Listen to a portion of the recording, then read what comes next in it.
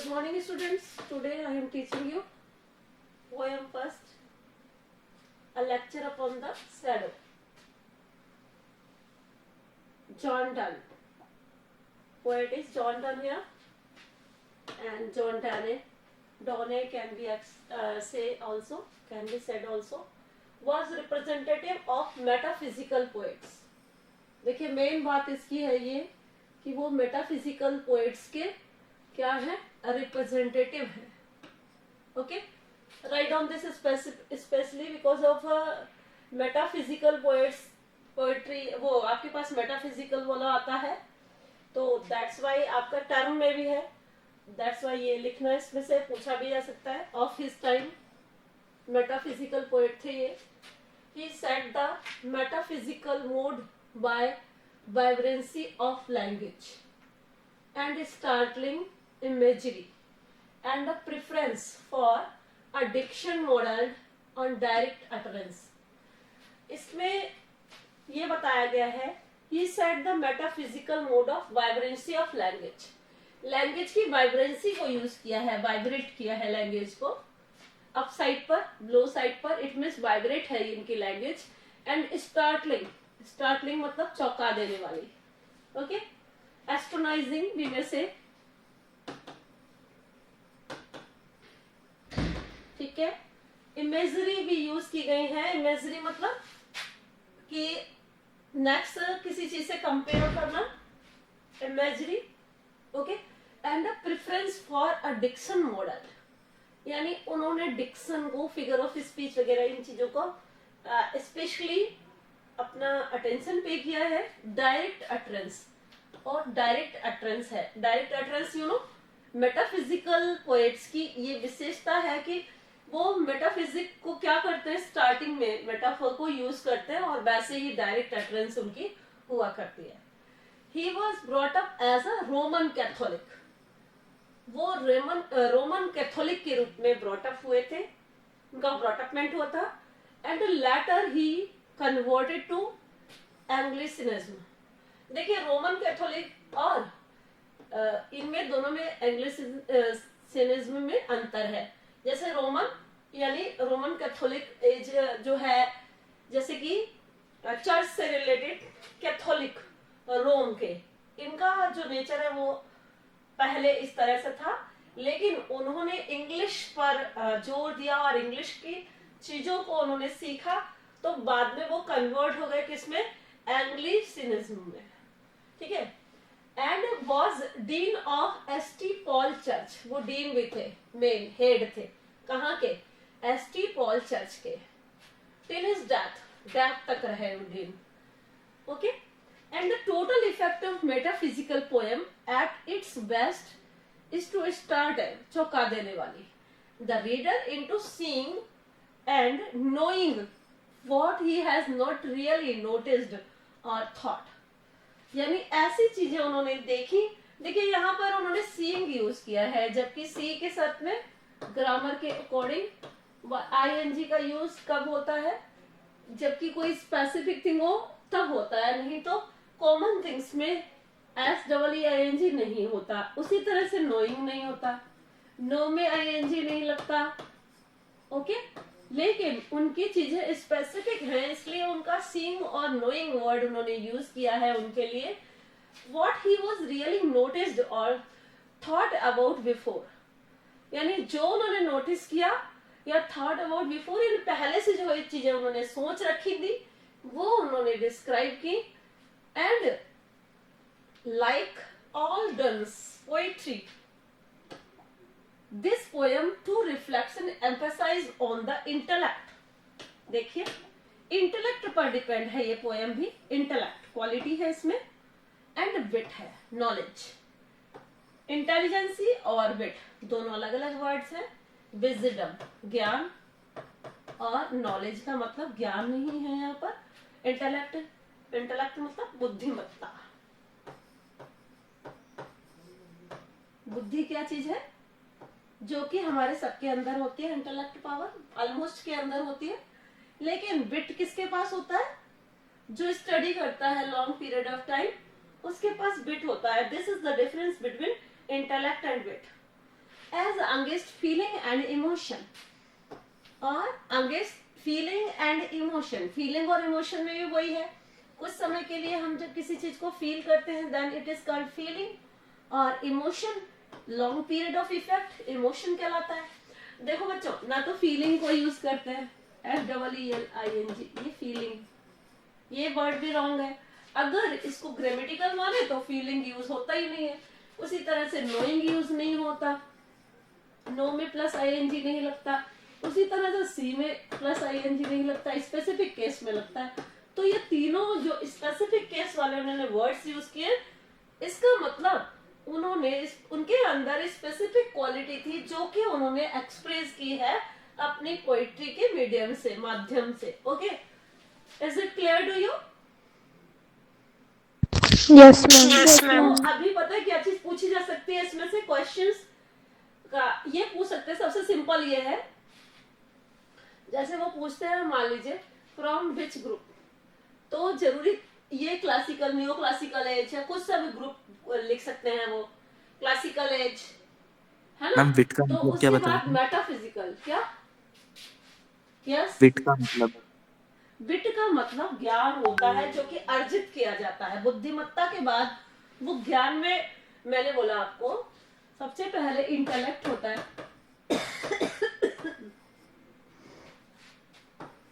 ये क्या होता है इंटेलेक्ट? क्या होता है इंटेलेक्ट? बुद्धिमत्ता। बुद्धिमत्ता। अगर हिंदी की तरफ जाएं तो ये होता है बुद्धिमत्ता, ठीक है।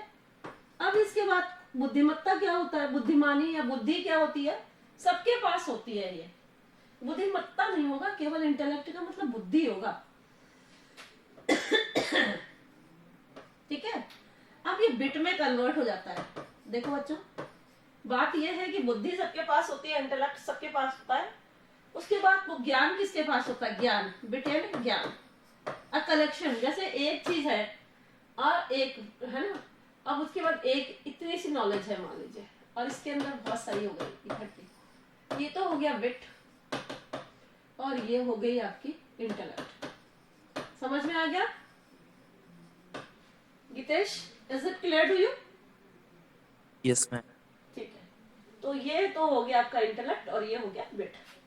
अच्छा, मैंने आपको क्या बताया कि कौन से स्कूल से बिलोंग करते थे वो, अगर मेटाफिजिकल स्कूल से बिलोंग करते थे, ये बात याद रखने की है। समझ में आया?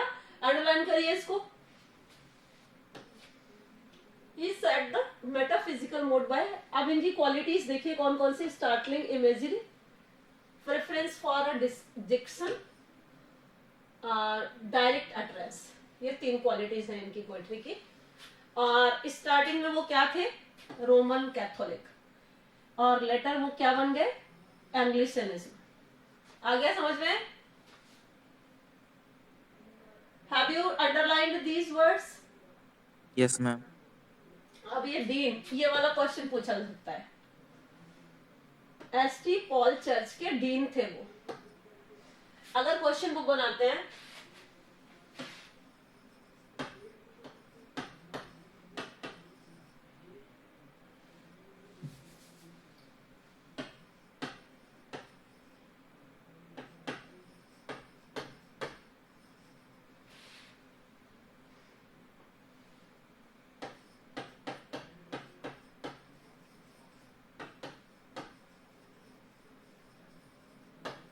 तो इसमें से मान लीजिए ऑप्शन दे दिए उन्होंने, 3-4 जो भी ऑप्शन दे दिए, जैसे जॉन मिल्टन दे दिया, या फिर दे दिया शेक्सपियर दे दिया, और साथ में इनका नाम दे दिया, लेक्चर ये क्या नाम है इनका, डन दे दिया, ठीक है। या फिर कोई से भी दे सकते हैं, याद रखना ये भी हो सकता है क्वेश्चन, ठीक है। Okay, now we want to start, we should start now. Stand and still. Now the poet is saying here, stand and still, and I will read to thee. Thee are you. A lecture love in love's philosophy. These 3 hours that we have spent walking here, two shadows bent. Now stand still, I will read to thee. अब उसने कहा कि यहाँ खड़े हो और मैं तुम्हें पढ़ के सुनाऊं. क्या? अ लेक्चर, एक लेक्चर लव के बारे में, इन लव फिलोसफी, और लव की फिलोसफी के बारे में. These 3 hours, इन 3 hours से we have, इन 3 hours को that we have spent walking here, जो कि हमने स्पेंड किए. किसमें? किसमें स्पेंड किए? वॉकिंग. हेयर यानी एक पार्क, एक ओपन एरिया, गार्डन, वहां पर. Two shadows band. On that time what happened? Two shadows band, अलग अलग छाया थी दोनों की, और दोनों अलग अलग अंदर गए थे. Clear to you? Now the poet want to describe here about the lover and beloved. And lover said to beloved, says to beloved that you should stand here, stand still, and listen to me, because of I am saying something to you, and I want to give you a lecture upon love and upon love's philosophy. Okay? And now he says that in third line that about 3 hours we are spending here. We are spending here about 3 hours. It means in a park, in a garden, in a anywhere. It means there is no description at all. But I think that they have gone there in a garden, and he wants to describe her about the philosophy of the love. So now the poet is saying here, two shadows bent. On that time we were two and we went in the garden. ठीक है? Clear to you? Yes, ma'am. Now next. Along with us which we ourselves produced, but now the sun is just above our head. Along with us, हम दोनों ने मिलकर, which we ourselves produced, जो कुछ भी produce किया, we ourselves produce. देखिए उन दोनों में क्या था? लवर और प्लस बिलवेड. ठीक है? और इन दोनों का क्या है? लव. ये दोनों ने मिलकर एक जो, इनसे दोनों के बीच में क्या था? लव. और ये लव जो है इनसे प्रोड्यूस्ड हुआ. क्लियर? आगे समझ में? ना. But now the sun is just above our head. Now the poet is saying the sun is just above our head. It means it is the mid period, mid time. You know, this one is the mid time. It means the sun is very hot, about 2 o'clock or after 2 o'clock. And these hours from starting, it means from 4 o'clock or 6 o'clock to 12 o'clock, yeah, 11 o'clock, 6 to 11. This one is the soft period of life. Soft period. क्या समझ में आया? ये जो period है, जैसे अब ये नहीं कह रहे, हम तो डे का डिस्क्रिप्शन कर रहे हैं. हम आपको ये बताना चाहते हैं कि ये जो टाइम है, ये सॉफ्ट पीरियड ऑफ टाइम है. यानी कि ये मॉर्निंग आवर्स जो है उसके अंदर 6 to 11 सॉफ्ट पीरियड कहलाता है, और अच्छा टाइम है ये. क्लियर? आया समझ में? अब हम क्या कहना चाहते हैं कि मिड टाइम, अब जो मिड टाइम आता है about 12 o'clock and after it, तो ये कैसा होता है? हॉट. अब ये जो लव है, in starting it is very soft. Starting period of life. यानी कि जब प्रेमी और प्रेमिका एक दूसरे से मिलते हैं, जब उनका लव कैसा होता है? So soft. ठीक है? अब उसके बाद जब वो उससे, मतलब अभी तो क्या है, वो बहुत सॉफ्ट है, दोनों का बिहेवियर अच्छा है आपस में, और both are doing everything, it means talking very politely with each other. अब क्या है, जब पोलाइटली उन्होंने बोला, नाउ व्हाट हैपेंस, अब क्या होता है कि अब जो प्रेम है वो मिड पीरियड ऑफ टाइम में चला जाता है। स्टार्टिंग का लव एकदम सॉफ्ट होता है, एक दूसरे से बातचीत कर रहे हैं, बहुत अच्छी तरह चल रहा है, बट अब इसके बाद क्या है, वो पोएट ये कहना चाहता है, now the sun is just above our head. अब क्या हुआ, सिंबलिज्म है, देख लीजिए लव का और ये इस कंडीशन का। तो देखिए अब क्या है, अब कैसा हो गया है, हॉट पीरियड ऑफ टाइम। प्रेम जो है वो रोमान कब चढ़ता है, जब बहुत लंबे समय तक वो एक दूसरे से मिलते रहते हैं, वो सॉफ्ट हार्टेड रहते हैं। लेकिन अगर हम मतलब कि थोड़े समय तक ही उनका प्रेम रहता है और उसके बाद वो खत्म हो जाता है, तो उसको प्रेम नहीं कहते, उसको लव नहीं कहते। ओके, तो यहाँ पर क्या कहना चाह रहा है पोएट कि वो he is giving lecture upon love and he is telling that we are both separate shadows, यानी हम दोनों अलग अलग थे, ठीक है। And we went there in the garden और anywhere, we spend 3 hours there and after it we produce a single one thing, love. And now the time is convert because of our love is about 2, 5 or 6 year, समझ गए, 5 or 6 year का love है। अब इसके बाद may be it may be fault और it may be increase, दोनों चीजें हो सकती है, डिक्रीज इंक्रीज दोनों ही हो सकता है। तो वो क्या कहना चाहता है कि बी डू दो शैडोज स्ट्रे। अब हमारा जो प्रेम है वो मतलब कि हॉट समय आ गया है, सन जो है वो हॉट हो चुका है, यानी मिड पीरियड ऑफ टाइम आ चुका है और सूर्य हमारे सिर पर है। इट मीन्स हमारे को सब एक दूसरे की बारे में सारी चीजें पता हो चुकी हैं। वी डू दो शैडोज ट्रेड, हमें क्या करना होगा, इन शैडोज को ट्रेड करना होगा, ट्रेड मतलब कुचलना होगा, ठीक है। इट मीन्स क्या, हमारी दोनों की छाया जो है वो जो डिफरेंट थी, अलग अलग थी, अब वो कैसी हो चुकी है, एक हो चुकी है। यानी कि हमारे व्यूज, आइडियाज और थॉट्स जो है ये सिमिलर हो गए हैं और सिमिलर होने चाहिए। ओके, अब क्या है, अब बोल रहे हैं and to brave clearness all things are reduced. अब देखिए ब्रेव और clearness, all things are reduced, सारी चीजें कम हो चुकी हैं।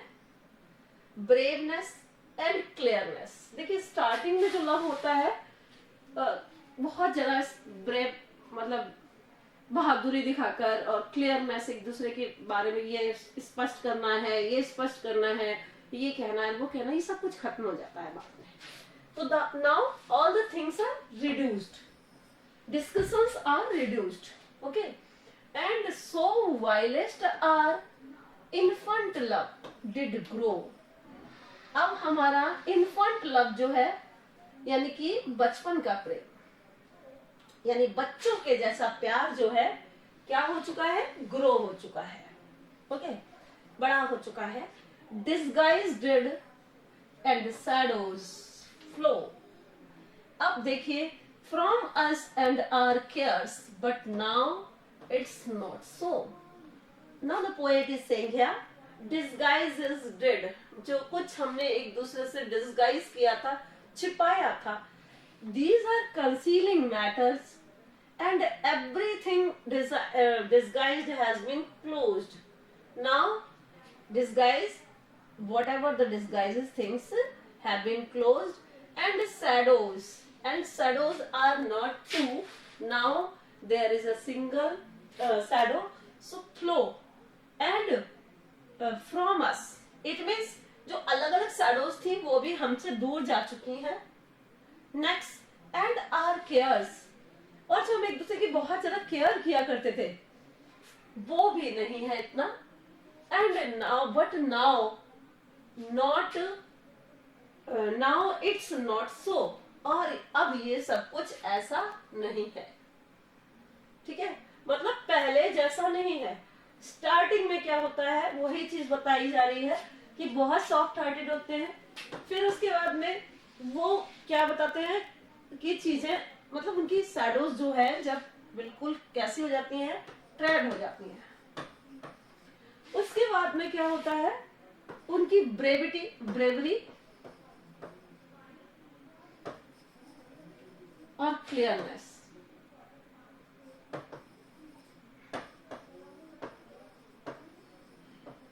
ये दोनों चीजें क्या होती हैं, ऑल थिंग्स आर रिड्यूस्ड, क्या हो जाती हैं ये, रिड्यूस मतलब कम। ठीक है, अब क्या होता है, सो वायलेस्ट क्यों ऐसा हो रहा है, बिकॉज ऑफ जो हमारा लव है ये क्या कर रहा है,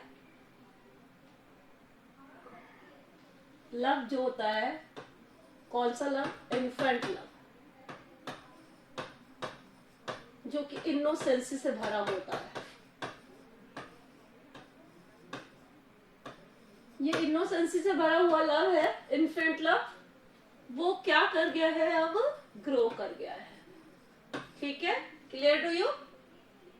Yes, ma'am.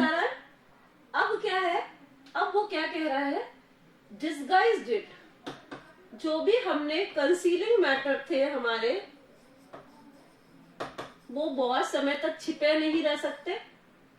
And shadows flow, और अब जो शैडोज थी ना, छाया, वो भी क्या हुई हैं, फ्लो हो गई हैं।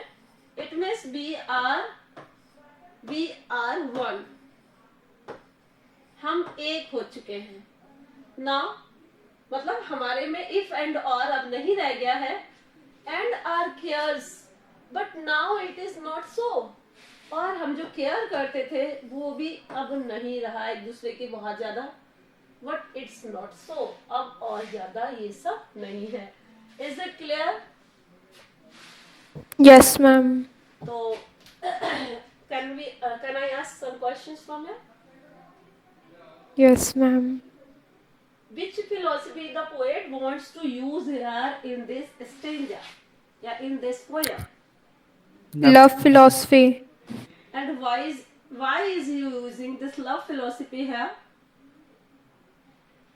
Because here the description of lover and his beloved.